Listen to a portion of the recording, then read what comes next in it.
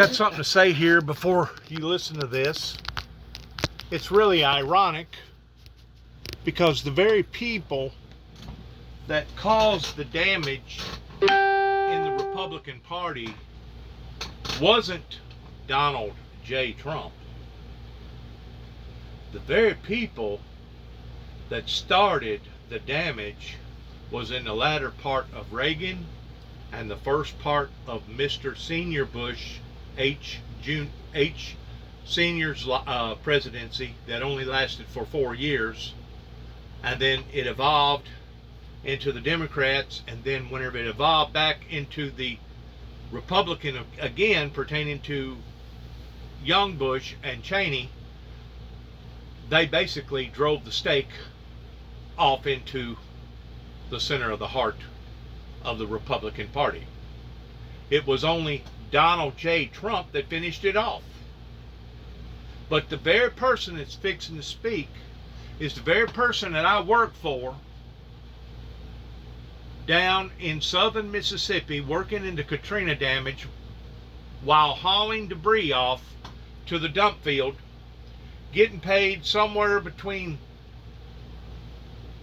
$17 to $27 a square yard, while he had already got contracted, this individual, of getting paid $60 a yard, and all he was doing was passing the paperwork from one desk to another and giving the workers and the people that was wearing out their vehicles and doing all the labor, sweat and labor, not even half of the initial contract of what this particular individual had gotten, and then turning around and pocketing the rest towards basically panhandling on the weak and the unfortunate. I really find it to be ironic towards what goes around comes back around, and now 30 something years later, after the 9 tapes went to the White House, I can see now where, just as Jesus Christ said that their sins would find them out, well, now the Republican Party's sins has found them out. Please listen. In our nation's 246-year history, there has never been an individual who was a greater threat to our republic than Donald Trump. He tried to steal the last election using lies and violence to keep himself in power after the voters had rejected him. He is a coward. A real man wouldn't lie to his supporters. He lost his election, and he lost big. I know it, he knows it, and deep down, I think most Republicans know it. Hi again, everyone. Surprisingly, I guess he was talking there from his home, or somewhere around his home, that, the way I understand it, is in Taos, New Mexico, not too far from Los Alamos, New Mexico. But to see him stand up and say this is actually speaking volumes about what he actually feels about towards Donald Trump. But in actuality, what we have here is the pot calling the kettle black. Because if they was to go back and analyze what the original Republican Party done during Ronald Reagan and the beginning phases of Bush, whenever Bush, old man Bush, come in off of the coattail of Reagan, if you get to looking at all the lies and all the deceit and everything that they had done to the American people and to not only their own party but to the Democrat Party, basically the country, if you get to looking, it's do as I say and not as I do. Because we know what the party of Dick Cheney and Bush stood for during the time that they went to war with the wrong people, covering up the fact of who was actually in behind 9/11. It's the most saddest, grievous thing that I think that I've ever seen, and to be quite honest with you, it makes me sick at my stomach to even think that they would put somebody like that on national TV to voice their opinion about Donald J. Trump. 5 o'clock in New York, I'm Michael Steele in for my friend Nicole Wallace in a brand new ad for Congresswoman Liz Cheney's primary campaign. Her father and former Vice President Dick Cheney is not holding back, calling the former president the greatest threat to the republic in its history, showcasing the immense divide within the GOP, those who follow Donald Trump, and those few, like the Cheneys, who remain steadfast in their defense of the Constitution and the rule of law. That stark divide also on display in Dallas, Texas today, where the large conservative gathering, CPAC, is a who's who of Trump allies. Today's marquee speaker at CPAC is Viktor Orban, the Prime Minister of Hungary. Orban, known for being pro-Putin and anti-immigrant, made headlines last week after delivering a speech in which he spoke out against mixing races, even saying explicitly, quote, "We do not want to become peoples of mixed race." Orban's longtime advisor slammed the speech and resigned, saying his comments were unacceptable even by the standards of the most bloodthirsty racist. Yet CPAC never pulled its invitation. Our friend Amanda Carpenter at the Bulwark spoke this morning about what CPAC has become.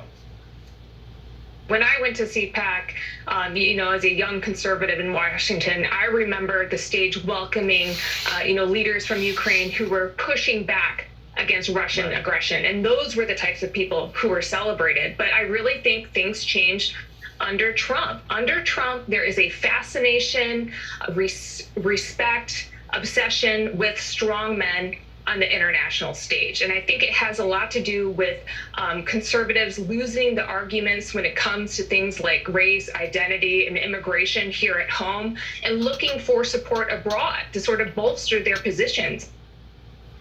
Earlier this week, Orban visited Trump at his golf course in New Jersey, and the former president will be the keynote speaker at CPAC this Saturday. Joining us now, New York Times political reporter and MSNBC contributor Jeremy Peters. Also with us, A.B. Stoddard, associate editor and columnist for Real Clear Politics, and Tara Setmayer, senior advisor to the Lincoln Project, as well as president scholar at UVA Center of Politics. Welcome, everybody. So you know where we're going. You know where we're going. We're starting with a round robin. I got to get everybody's thoughts on Dick Cheney calling Donald Trump the greatest threat to the republic in American history. A watershed moment, no doubt. Okay, you first. What do you think, AB? Well, I thought it was a powerful ad. I don't know it's going to win her primary on August 16th. I think that Liz Cheney has other plans. She's a backup plan, and that she is interested in running against President Trump in the Republican primary contest in 2024, and she is doing what she can to reach as many people with a very powerful message, which is that she's running not just against President Trump, but against anyone in the Republican Party who's backing his lies and who's undermining democracy. And I think she is going to continue to get a ton of attention, whether or not she loses her primary on August 16th. Jeremy, your thoughts on the vice president coming out swinging for his daughter?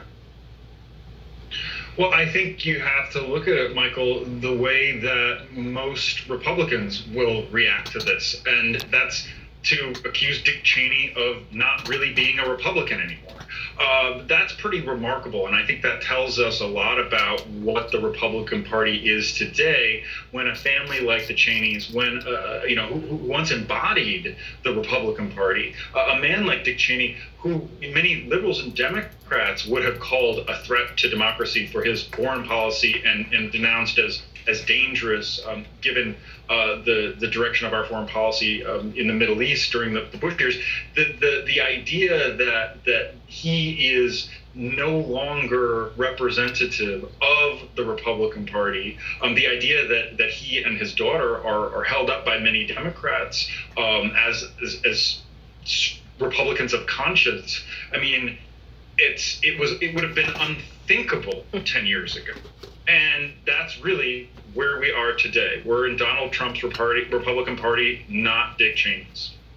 Tara, bring us home on Dick Cheney's bold move to support his daughter. I'm glad to see it. It would have been nice if the Dick Cheneys and Bushes and others who were the luminaries of the Republican Party had spoken out more forcefully against Donald Trump many years ago. Perhaps he would not have been here right now. You know, that we really needed those folks to be the conscience of the Republican Party at a time where clearly the leaders of the Republican Party were unwilling to stand up. And maybe they would have gotten the permission structure of some others, some of the, like I said, the veterans who were respected in the Republican Party had spoken out prior to now. I'm glad to see it now. But to Jeremy's point, if you would have asked you or I, if progressives and Democrats would be praising anyone with the last name Cheney I know. in this day and age, we would have told you were crazy. We've got a bridge in Brooklyn to sell you. So it just goes to show you the crazy political times that we're in. But it shows you also that the Democrats and that there are people who are capable of putting country over party when right is right, and that's what's happening right now. Yeah. Actually, what occurred in the 1988 agreement that led into the 1989 collapse of the Soviet Union, with the falling of the Berlin Wall, is that the Illuminati's got involved. The powerfulest of the powerful. And they was the ones that thought that they was going to be able to undermine God and God's subservience towards the differences in handling things in a godly way versus handling things in an ungodly way. And that's basically whenever America jumped the rails, told Ronald Reagan to remain silent. And I don't know if he was possibly poisoned. They claim that he got all of a sudden gathered up dementia, and from then on it was his wife that was basically running the show up until the presidency of the vice president that became president, which was H.W. Bush. But something occurred there that was not supposed to have occurred in the Oval Office, in the presidency. I personally believe that it was Satan himself that intervened through various powerful organizations and powerful people that has basically put us where we are today. And still today, there has not been not only no true accountability over 9/11, but there hasn't been no true accountability over those that has steered us in the wrong direction, that caused us to jump the tracks, that has put us now $30 trillion in debt, and seeing us being bombarded by all these natural catastrophe weather events that's brewed around ungodliness pertaining to the sorrows that it talks about in the Bible, that it's also brewed around the fact that we was misled by the wealthy and the rich and the powerful, those that we consider to be the experts or the professionals, that has led us down this endless path of destruction that now we're seeing happen just about on a week-to-week, month-to-month occurrence, almost on a day-to-day occurrence, if you look at it from a global perspective of all the natural catastrophes that's fallen all over the planet. They are the ones that have done this. There was a movement, a resistance movement of wanting to silence the individual that's talking to you right now. They failed in their movement. That movement become very, very powerful whenever I first come back here in the Northwest Tennessee in 2014, that led into the death of my brother, David Jeffrey Jackson. Once more, they failed in that movement. You know why? Because now the witness, or one of the witnesses, is talking, and he's revealing the truth towards what actually occurred. And hopefully there will be enough millennials and there will be enough young people that pay attention to these things, and that they will grab the reins, and that they will be able to figure out why, the who, the what, the when, the where, and the why. Because, all I can do is do like I'm doing now, is making social media platform videos, and whether or not it gets listened to during the time that I'm alive and still kicking, or whether or not it gets listened to after I'm dead and gone, the bottom line is this: they have failed.